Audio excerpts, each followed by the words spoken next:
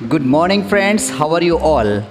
सो कैसे हैं। आज हम लेकर के आए हैं आपके लिए बड़ी ही इम्पोर्टेंट एंड रोचक क्लास। और वो क्लास क्या है कि यदि हम किसी से बात करना चाहें और यदि हम ये कहना चाहें कि ये पहले वाला है और ये दूसरे वाला है, और यदि हम ये कहना चाहें कि ये चीज़ इसके लिए आई है और ये चीज़ इसके लिए आई है, अब ये इसके लिए आई है और उसके लिए आई है, मतलब सो आप कहते हैं व्हाट डू यू मीन। क्या कहेंगे? What do you mean. तो हम बात करना चाह रहे हैं, द फर्स्ट वन इज़, तो देखिए हम यदि ये बात कहना चाह रहे हैं इट स्टैंड्स टू रीजन, इसके पीछे कोई कारण है। क्या कहेंगे? It stands to reason, it stands to reason. और बोलने के लिए क्या करना पड़ेगा? इट स्टैंड्स टू रीजन, मतलब इसके पीछे कारण है। जैसे आप ये कोई चीज़ बताना चाह रहे हैं, किसी चीज़ की फुल फॉर्म बताना चाह रहे हैं, तो फुल फॉर्म बताने के लिए क्या करना पड़ेगा? बड़ा सिंपल सा काम है, आपको ये कहना पड़ेगा एन स्टैंड्स फॉर नॉर्थ। यहाँ आपने याद होगा कि जब हम अल्फ़ाबेट बोलते थे तो हम कह रहे थे A stands for apple, B stands for ball, C stands for cat and D stands for dog. अब यदि इसको और चैलेंजिंग बनाना है तो क्या करोगे?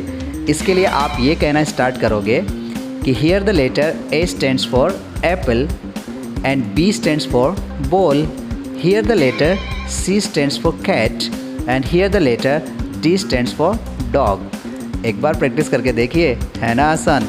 Yes, it is a child's play. The first one is A, the second one is B, the third one is C, the fourth one is D, the fifth one is E, the sixth one is F, the seventh one is G, the eighth one is H, the ninth one is I, the 10th one is J and the 11th one is K।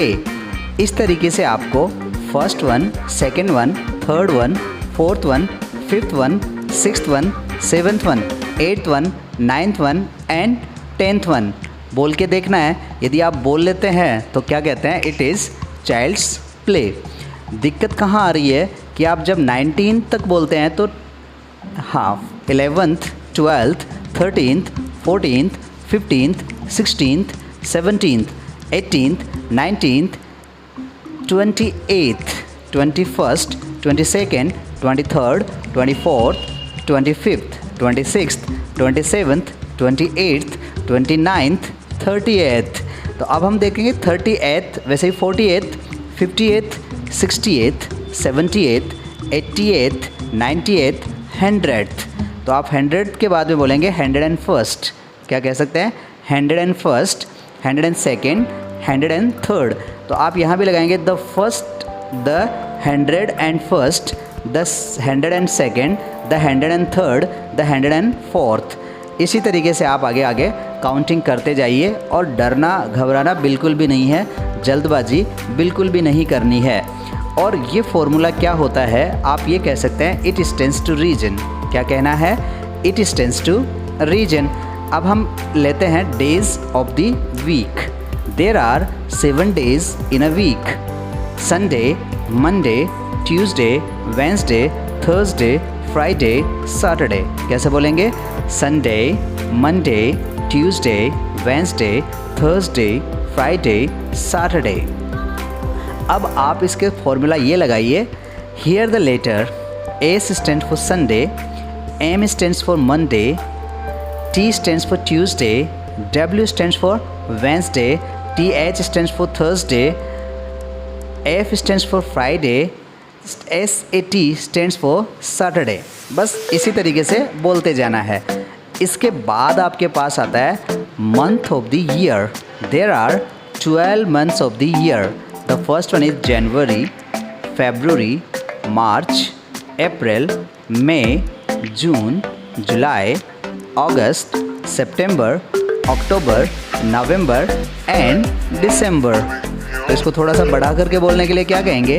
Here the letter JAN stands for January, FEB stands for February, MAR stands for March, APR stands for April, MAY stands for May, JUN stands for June, JULY stands for July, AUG stands for August, SEP stands for September, NOV stands for November and DEC stands for December. Yes, that's all. और इसका सबसे अच्छा part कौन सा है? That's all. एक बार फिर से बोल दीजिए, That's all. Mind repeating. क्या कहना है? Mind repeating. और आपने कर दिया है तो क्या कहेंगे? I have got it. और जो चीज़ आपके पास हासिल हो चुकी है उसके लिए कहेंगे I have got it. एक बार फिर इस हाथ से बोल के देख लीजिए, I have got it. और दोनों हाथों से बोलेंगे Yes, I have got it. है ना आसान? Is it easy? Yes, it's a piece of cake. It's a cup of T. बड़ी आसानी से आप इनको बोल सकते हैं। तो मैंने सिखाया इट स्टैंड्स टू रीजन। जब आप खड़े हैं और किसी ने कहा कि ये कोई तरीका है क्या खड़े होने का, तो आप कह सकते हैं इट स्टैंड्स टू रीजन। ऐसे आप खड़े हैं और किसी ने कह दिया कि ये कोई तरीका है क्या खड़े होने का, तो भी आप कह सकते हैं इट स्टैंड्स टू रीजन। तो यहाँ डरना नहीं है, क्योंकि डर के आगे जीत है।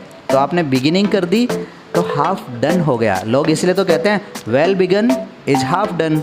तो बस आपको एक शुरुआत करनी है, और शुरुआत आपसे हो गई है तो अब आपको कोई रोकने वाला नहीं है। Am I right? Yes, you are absolutely right. किसी ने सच ही कहा है, लहरों से डर के नौका पार नहीं होती और कोशिश करने वालों की हार नहीं होती। तो साथियों, रोज़ आपको मेहनत करनी है, क्योंकि बिना मेहनत के आप किसी जगह नहीं पहुंचते। और लोगों ने कहा है कि quitters never win and winners never quit. Yes, company does affect. आप जिस संगत में रहते हैं उसी संगत के जैसे आप बनते जाएंगे। तो बस आपको करना क्या है? रोज़ प्रैक्टिस करनी है, एक एक कदम आगे बढ़ाना है। तो ये थी आज की क्लास। मिलते हैं कल फिर क्लास में। Bye bye.